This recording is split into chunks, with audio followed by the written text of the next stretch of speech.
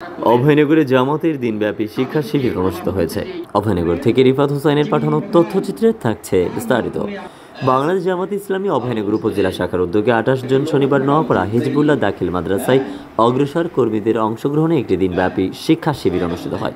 অনুষ্ঠানে প্রধান অতিথি হিসেবে উপস্থিত ছিলেন যশোর জেলা জামাতের সহকারী সেক্রেটারি অধ্যাপক গোলাম কুদ্দুস। বিশেষ অতিথি হিসেবে উপস্থিত ছিলেন অধ্যাপক মনিরুল ইসলাম, সহকারী সেক্রেটারি যশোর জেলা জামাত। শিবিরে আলোচনা করেন জেলা জামাতের শিক্ষা বিষয়ক সেক্রেটারি আবুল হাশেম রেজা।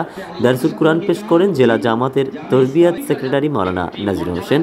প্রোগ্রামের সভাপতিত্ব করেন অভয়নগর উপজেলা জামাতের সেক্রেটারি অধ্যাপক মহিউল ইসলাম এবং সঞ্চালনা করেন উপজেলা জামাতের সহকারী সেক্রেটারি গোলাম মোস্তফা। শিক্ষা শিবিরে আদর্শিক, সাংগঠনিক ও তরবিয়াতি বিষয়ের উপর গুরুত্বপূর্ণ আলোচনা অনুষ্ঠিত হয়। পুরো দিন জুড়ে কর্মীদের মাঝে প্রাণবন্ত পরিবেশে ইসলামী আদর্শে উজ্জীবিত হয়ে দায়িত্বশীল ভূমিকা পালনের আহ্বান জানানো হয়। আমাদের হাজার হাজার জনশক্তি, আমাদের হাজার হাজার জনপদের মানুষ।